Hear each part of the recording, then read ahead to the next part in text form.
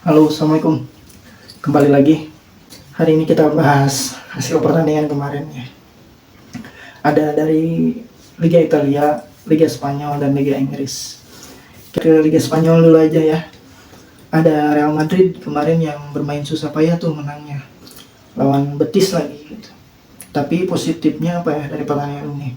Mungkin ya Mbappe udah mulai bisa cetak gol ya. 2 gol walaupun satunya dari penalti gitu. Madrid sangat kesusahan di babak pertama terutama tuh. Mereka ya memang ini Madrid banget ya kayak gini tuh ngandelin skill mainnya gitu. Terus kecepatan Mbappe, ada beberapa peluang lah dan Mbappe cuma enggak gol. Tapi mereka akhirnya bisa mencetak 2 gol di babak kedua. Ya itu paling positifnya dari pertandingan ini. Mbappe udah mulai bisa mencetak gol gitu, 2 gol. Terus kita ke Barcelona yang ngamuk nih lawan Valladolid ya. Menangnya nggak kira-kira ya, mereka menang 7-0. Ada 3 gol dari si nya cetak hat-trick, terus Lewandowski cetak 2 gol, terus ada Ferran Torres cetak 1 gol juga, terus satu lagi Dani Olmo ya cetak 1 gol. Ini Barca kebanyakan para pemain muda ya, ada yang masih 17 tahun, ada yang masih 18 tahun, terus 20 tahun. Ini Barca kayaknya untuk 5 tahun ke depan nih bakal jadi generasi emas juga ini gitu. Sama ketika Barca di era La Masia ya, itu antara 2009 sampai 2013 mereka merajai Liga Spanyol dan Liga Champions gitu, dua kali juara Champions dan 4 kali juara La Liga ya. Itu mungkin mereka patahnya di 2012 sama 2014 tuh. Kalau sisanya ya 2009 kita tahu ya ada itu di eranya Pep sama 2011 tuh juara UCL ngalahin MU dua-duanya. Barcelona dengan skuad ini punya masa depan yang cerah. Walaupun sekarang mungkin kedepannya mungkin nggak konsisten karena ya murni karena para pemain muda gitu. Nah itu dari Liga Spanyol. Terus kita ke Liga Inggris. Nah Liga Inggris saya nonton pertandingan Arsenal tuh. Arsenal lawan Brighton ya. Brighton berhasil menyulitkan Arsenal ya kemarin. Jadi sebenarnya Arsenal harusnya bisa menang sih di pertandingan ini. Cuman ada beberapa keputusan wasit yang merugikan Arsenal. Terutama yang pertama ada handsball ya, tuh tendangan si Ben White tuh kena pemain Brighton tuh, itu malah nggak dicek VAR pun nggak gitu, nggak penalti. Terus kartu merahnya Declan Rice nih, itu agak sedikit aneh ya. Padahal kan oke lah kalau pelanggaran yang pertama itu dia kartu kuning boleh gitu karena telat gitu, telat slidingnya telat lah gitu. Tapi untuk pelanggaran yang kedua itu kayaknya harus dicek VAR dulu gitu. Menurut saya ya itu harusnya nggak pelanggaran, harusnya malah keuntungan itu buat Arsenal gitu. Harusnya yang di kartu kuning itu pemainnya Brighton gitu. Jadi ya deklarasinya juga gitu, padahal waktu masih panjang gitu, terus Arsenal juga mendominasi gitu, dia malah kayak gitu udah tahu kan ya Arsenal sering lah dirugiin wasit kayak gini gitu. Ya kalau menurut saya ya nggak layak sih di kartu merah ya gitu, karena sebelumnya udah dapat kartu kuning gitu. Mungkin kalau untuk kartu kuning aja ya ada pertimbangan harusnya gitu. Nah ya dari jalannya laga ya Arsenal sebenarnya kelihatan tuh benar mereka nggak punya striker, nggak punya goal getternya lah gitu. Harpet juga nggak bisa diharapin buat cetak gol banyak gitu, dia sesekali ya cetak gol gitu, dia bukan striker murni juga, dia dipasangin jadi tumpuan sekarang gitu.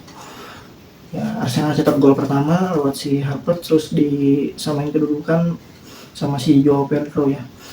Padahal banyak banget peluang tuh, ada dari si Antegar, terus dari Saka tuh yang paling sering tuh, apalagi di babak pertama gitu. Ya sekali lagi nih Arsenal kurang beruntungnya itu pertama mereka sedikit dirugiin wasit gitu. Yang keduanya ya mereka susah cetak gol. Yang ketiganya ya mungkin faktor para pemainnya belum matang juga sih. Ya dalam artian nggak ada leadernya mungkin ya. Yang Liga belum cukup sih untuk jadi leader gitu. Terus ada Chelsea yang bermain imbang. Terus satu lagi City. Nah City lawan West Ham ya. si Haaland cetak hat-trick keduanya di musim ini. Kayaknya nih rekor-rekor hat-trick si Robbie Fowler, terus si Aguero yang 12 kali hat-trick kayaknya bakal dipatahin si sama si Haaland dalam beberapa waktu ke depan. Meskipun satunya dari penalti ya gitu. Jadi City ya seperti biasa sangat mendominasi gitu. Tapi West Ham sebenarnya bukan tanpa perlawanan gitu dia. Jadi ada tuh beberapa peluang yang harusnya West Ham ini bisa cetak gol gitulah. Ada yang kena tiang juga gitu kalau nggak salah ya. Ya itu West Ham. Terus kita ke pertandingan MU lawan Liverpool. Ini saya pikir bakal seru ya pertandingan ini, dalam artian ya MU bisa ngelawan gitu. Tapi malah cenderung mereka nggak bisa ngapa-ngapain gitu lawan Liverpool. Harusnya Erik ten Hag itu udah tahu kalau kekuatan Liverpool itu ada di sisi sayapnya, yaitu di si Diaz sama si Salah, ada TA juga. Harusnya mereka fokus saja matiin mereka gitu, strateginya gitu aja gitu. Ini para pemain MU mainnya sangat jelek banget ya, terutama Casemiro yang kayaknya udah nggak bisa diharapin lah, karena udah tua, mungkin pergerakannya juga udah jelek gitu, udah lambat. Ya harusnya Casemiro disadangin. Ya Liverpool berhasil menghajar MU nih 3-0 lewat 2 gol si Luis Diaz sama 1 gol Mohamed Salah. Ya kalau kedepannya kayak gini terus harusnya si Erik ten Hag bisa mikir ya, harusnya dipecat lah gitu kalau kayak gini terus, karena udah nggak bisa diharapin gitu kalau mainnya masih gini-gini aja. Bahkan dia ngeluarin statement yang menurut saya agak konyol gitu. Jadi dia bilang kalau tim terbaik itu tim yang di akhir memenangkan trofi gitu. Trofi apa dulu gitu kan? Trofi UCL apa trofi Liga gitu. Kalau trofinya cuma Carabao Cup atau Piala Carling zaman dulu tuh, atau Piala FA ya banyak tim besar yang melepas piala itu gitu. Jadi nggak serius di kejuaraan itu. Apalagi City, terus Liverpool mungkin nggak serius. Jadi tim-tim lain yang pada muncul gitu. Ya dalam artian nggak serius tuh nurunin, bukan pemain inti lah gitu. Nah itu dari MU Liverpool ya, saya sangat kecewa gitu sama MU di pertandingan ini. Dan ya mau gimana lagi nih MU setelah kalah dari Liverpool telak di kandang lagi gitu. Apakah fans bisa menerima? Kayaknya enggak deh gitu. Itu dari MU sama Liverpool. Terus kita ke Liga Italia. Liga Italia ada Juventus yang bermain imbang sama AS Roma ya 0-0. Itu mereka bukan tanpa peluang juga sih, skornya 0-0, mereka juga banyak ciptakan peluang tapi nggak ada yang mencetak gol gitu. Terus ada Inter yang menang mudah. Ini lagi Atalanta, padahal Atalanta ini kalau melawan tim luar dari Italia dia bermainnya cukup bagus gitu. Dia bisa ngalahin Leverkusen tuh waktu di Liga Eropa. Terus kalau lawan tim Italia juga, kecuali Inter ya, dia suka bisa ngelawan gitu. Tapi lawan Inter kemarin kayaknya Atalanta ini kayak tim mediocre banget gitu. Mereka kalah 4-0 lewat 2 gol si Marcus Thuram ya, dan ada 1 gol bunuh diri itu andil si Marcus Thuram juga gitu. Terus 1 gol yang keren banget itu, golnya dari si Barella ya, itu volley dari luar kotak penalti. Wah itu keren banget golnya, mungkin bisa jadi kandidat gol terbaik juga tuh. Itu dari Inter, kayaknya Inter musim ini bakal juara lagi gitu. Karena ngelihat rivalnya ya, lihat Juventus masih labil gitu, para pemain muda, apalagi lihat Milan gitu. Nah, sekarang kita ke pertandingan Milan lawan Lazio. Saya nonton pertandingan ini, itu Milan sangat jelek banget, boleh kalau saya bilang itu pertahanan buruk banget ya, apalagi di sisi kanan tuh. Jadi di babak pertama itu Milan adalah cukup beberapa peluang. Jadi kalau secara squad itu si Leao diparkir dulu sama si Theo Hernandez gitu, dicadangin dulu.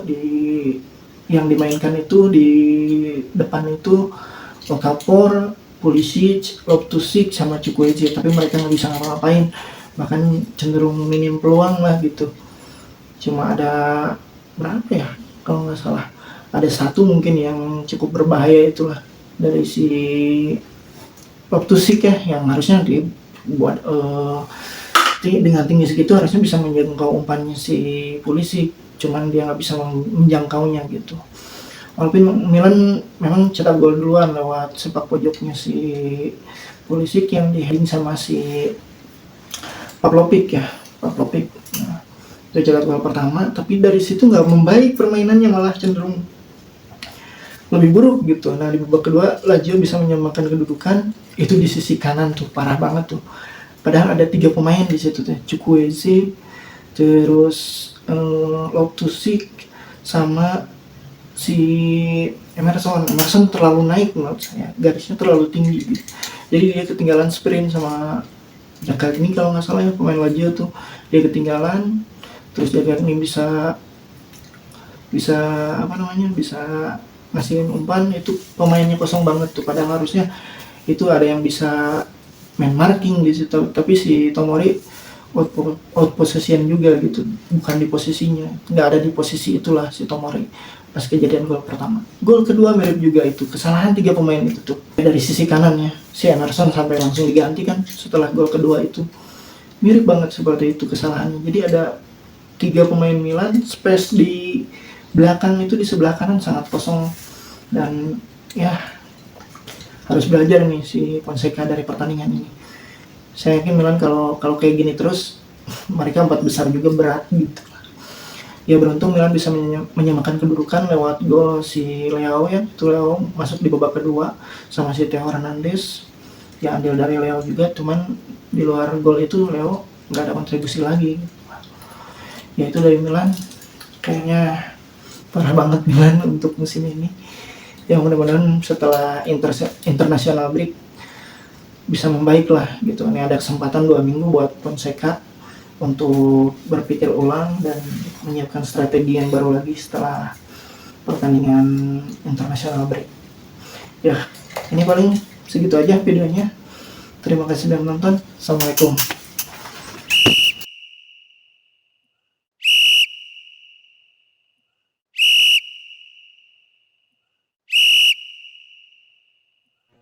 English Premier League. Manchester United.